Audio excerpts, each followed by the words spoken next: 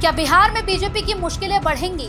साथी दलों ने क्यों शुरू किया दबाव बढ़ाने का ये पूरा षड्यंत्र, ये पूरी रणनीति? समझिए बिहार में क्या है पूरा गेम। नमस्कार, मैं कंचन, आप देख रहे हैं एजी लाइव। बिहार में जेडीयू प्रमुख नीतीश कुमार के नेतृत्व में सरकार चल रही है। वहां एनडीए के घटक दलों में बीजेपी और जेडीयू के अलावा केंद्रीय मंत्री चिराग पासवान की लोजपा, केंद्रीय मंत्री जीतन राम मांझी की हम पार्टी और राज्यसभा सांसद उपेंद्र कुशवाहा की आरएलएम है।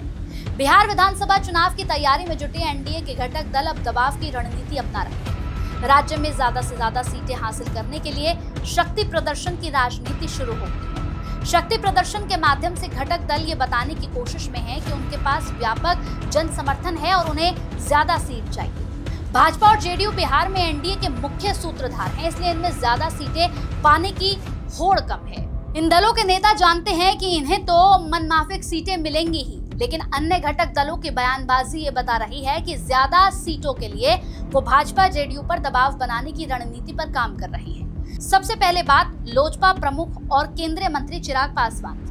बीते दिनों आरा में एक सभा के माध्यम से चिराग पासवान ने ये बताने की कोशिश की कि उनमें बहुत दम है। कार्यक्रम में आई भीड़ से उत्साहित चिराग के दिल की बात जुबां पर आ गई और उन्होंने कह दिया कि उनकी पार्टी राज्य की सभी 243 सीटों पर चुनाव लड़ेगी। साथ ही ये भी जोड़ा कि एनडीए की मजबूती के लिए उन्होंने ये फैसला लिया है। यहाँ एनडीए की मजबूती वाली बात त्रुटि सुधार जैसी प्रतीत हुई। खैर, अपने 5 सांसदों की बदौलत चिराग के हौसले इस वक्त चरम पर हैं और मन मुताबिक सीटें पाने के लिए दबाव की रणनीति पर काम कर रहे हैं। जानकार बताते हैं कि चिराग राज्य में बड़ा खेल खेलने की तैयारी कर रहे हैं। कमोबेश ये स्थिति हम पार्टी के प्रमुख और केंद्रीय मंत्री जीतन राम मांझी की भी है। राज्य में महादलित मतदाताओं की संख्या के बल पर मांझी की चाह है कि उनकी पार्टी भी कम से कम 30 सीट पर चुनाव लड़े। उन्होंने कई बार कहा है कि महादलित बिरादरी के कल्याण के लिए विधानसभा में उनके 20 विधायक जरूरी हैं। 20 विधायक सदन में पहुंचे, इसके लिए 30 से 35 सीटों पर लड़ना होगा। उनकी पार्टी के कई नेता इशारा कर चुके हैं कि सीटों के बंटवारे के दौरान 30 से 35 की मांग की जाएगी। इस तरह की बात कहने का उनका आशय का दबाव की रणनीति से माना जा रहा है। हालांकि बिहार से अपनी पार्टी के वो अकेले सांसद हैं और केंद्र में मंत्री हैं। उनके बेटे संतोष सुमन बिहार सरकार में मंत्री हैं। अब बात आरएलएम प्रमुख और राज्यसभा सांसद उपेंद्र कुशवाहा की। आरएलएम एनडीए की घटक दल है, लेकिन ना तो उसके विधानसभा में कोई सदस्य है और ना ही लोकसभा में।